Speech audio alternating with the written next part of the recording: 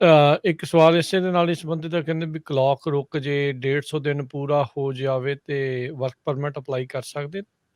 ਹਾਂਜੀ, ਜੇ 150 ਦਿਨ ਪੂਰਾ ਹੋ ਗਿਆ, ਤੁਹਾਡੀ ਕਲੌਕ ਪੂਰੀ ਹੋ ਗਈ ਹੈ, ਤੁਸੀਂ ਕਰ ਸਕਦੇ ਹੋ ਅਪਲਾਈ। 180 ਦਿਨ ਵੈਸੇ ਮੰਨਿਆ ਜਾਂਦਾ, 30 ਦਿਨ ਪਹਿਲਾਂ ਤੁਸੀਂ ਕਰ ਸਕਦੇ, ਸੋ 180 ਦਿਨ ਪੂਰੇ ਹੋਣੇ ਚਾਹੀਦੇ ਤੁਹਾਡੇ।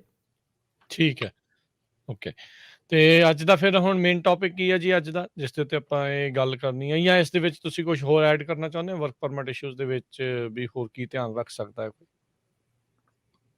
ਹੁਣ ਜਿੱਦਾਂ ਵਰਕ ਪਰਮਿਟ ਆਪਣੇ ਬੰਦਿਆਂ ਲਈ ਸਭ ਤੋਂ ਵੱਡੀ ਗੱਲ ਆ ਕਿ ਵਰਕ ਪਰਮਿਟ ਨੂੰ ਕਾਫ਼ੀ ਕਾਹਲੇ ਪੈਂਦੇ ਆ। ਹੂੰ। ਤੇ ਈਵਨ ਆਪਾਂ ਜਿੱਦਾਂ ਕਈ ਵਾਰੀ ਕੰਮ ਵੀ ਕਰ ਰਹੇ ਹਾਂ, 589 ਅਸਾਈਲਮ ਦੀ ਐਪਲੀਕੇਸ਼ਨ ਆ, ਇਨਫੋਰਮੇਸ਼ਨ ਗਲਤ ਦੇ ਦਿੰਦੇ, ਮੇਰਾ ਛੇਤੀ ਕਿਉਂ ਨਹੀਂ ਫਾਈਲ ਕੀਤਾ।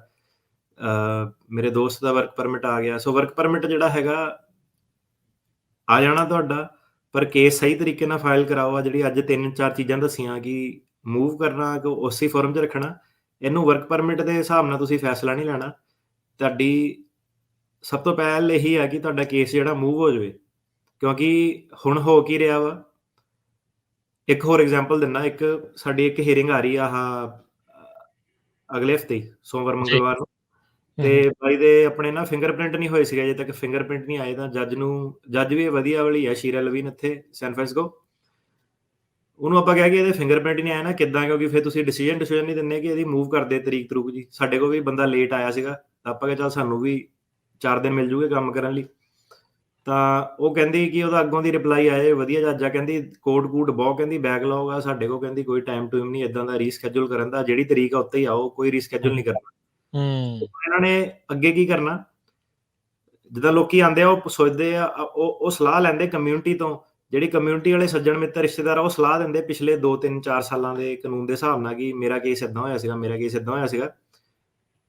2-3 ਸਾਲ ਬਹੁਤ ਪੁਰਾਣੀ ਗੱਲ ਹੋ ਗਈ। ਹੁਣ ਗੱਲ ਹੈ ਕਿ ਹੁਣ ਅੱਜ ਇਸ ਵੇਲੇ ਕੀ ਚੱਲ ਰਿਹਾ, ਕੋਰਟਾਂ ਦੀ ਇਸ ਵੇਲੇ ਕੀ ਸਥਿਤੀ ਆ। ਉਹ ਇੰਨੇ ਕੁ ਜ਼ਿਆਦਾ ਸਤੇ ਪਏ ਆ, ਕੇਸਾਂ ਦੇ ਕੇਸ ਉਹਨਾਂ ਕੋਲ ਚੜੀ ਜਾਂਦੇ। ਉਹਨਾਂ ਨੂੰ ਹੁਣ 6 ਮਹੀਨੇ ਵਾਲਾ ਉਹਨਾਂ ਦੇ ਉੱਤੇ ਟਾਰਗੇਟ ਲਾਤਾ ਕਿ ਤੁਸੀਂ ਉਹ ਕਰਨਾ।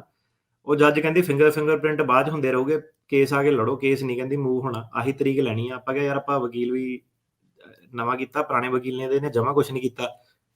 ਕਹਿੰਦੀ ਕੇਸ ਲੈਣ ਤੋਂ, ਕਹਿੰਦੀ ਪਹਿਲਾਂ, ਕਹਿੰਦੀ ਦੇਖਣਾ ਚਾਹੀਦਾ ਕਿ, ਅੱਛਾ। ਹਾਂ, ਕਹਿੰਦੀ ਕੇਸ ਲੈਣ ਤੋਂ ਪਹਿਲਾਂ ਦੇਖਣਾ ਚਾਹੀਦਾ ਕਿ ਬੰਦੇ ਦੇ ਪੁਰਾਣੇ ਵਕੀਲ ਨੇ ਸਬਮਿਟ ਕੀਤਾ, ਨਹੀਂ ਕੀਤਾ, ਉਹ ਹੈਗਾ। ਸੋ ਕਹਿਣ ਦਾ ਮਤਲਬ ਇਹਦਾ ਸਾਰੀ ਦਾ ਇਹ ਹੈ ਕਿ ਏਦਾਂ ਹੋ ਸਕਦਾ ਕਿ ਤੁਸੀਂ ਜੇ ਨਹੀਂ ਕੇਸ ਪਹਿਲਾਂ 35 ਸੱਟੇ ਮੂਵ ਕਰਾਇਆ, ਤਾਂ ਉਹਨਾਂ ਨੇ ਉੱਥੇ ਬੈਕ ਗੇਅਰ ਲਾ ਲੈਣਾ ਕਿ ਨਹੀਂ, ਹੁਣ ਜਾਰਜੀਆ ਆ ਕੇ ਕੇਸ ਲੜ, ਕਿਉਂਕਿ ਸਾਡੇ ਕੋਲ ਆਹ ਚੀਜ਼ਾਂ ਕਰਨ ਦਾ ਟਾਈਮ ਨਹੀਂ ਹੈਗਾ। ਤੇ ਹੂੰ। ਉਹਨਾਂ ਨੂੰ ਫਿਰ ਤੁਸੀਂ ਜਿਹੜੀ ਪਹਿਲਾਂ ਆਰਗੂਮੈਂਟ ਦਿੰਦੇ ਸੀ, ਮੈਂ ਉੱਥੇ ਟਰੈਵਲ ਕਰ ਲੂੰਗਾ, ਏਦਾਂ ਕਰ ਲੂੰਗਾ। ਹੁਣ ਓਰੀਗਨ ਵਾਲੇ ਜੱਜ ਆ, ਉਹ ਕਹਿੰਦੇ ਕਿ ਕੋਈ ਨਹੀਂ, ਤੁਸੀਂ ਵੈਬਐਕਸ ਤੇ ਕਰੋ, ਨਹੀਂ ਟਰੈਵਲ ਕਰ ਸਕਦੇ, ਕੰਪਿਊਟਰ ਰਾਹੀਂ ਹੀਅਰਿੰਗ ਕਰੋ। ਉਹਨਾਂ ਨੂੰ ਆਪਾਂ ਕਿਹਾ ਕਿ ਯਾਰ, ਸਾਡੇ ਵਿਟਨੈਸ ਵੀ ਹੈ, ਇਹਨਾਂ ਨੇ ਗਵਾਹੀ ਵੀ ਦੇਣੀ ਮੁੰਡੇ ਨੇ ਆ ਕੇ।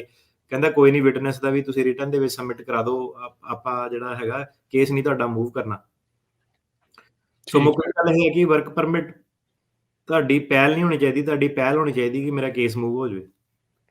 ਠੀਕ ਹੈ ਜੀ।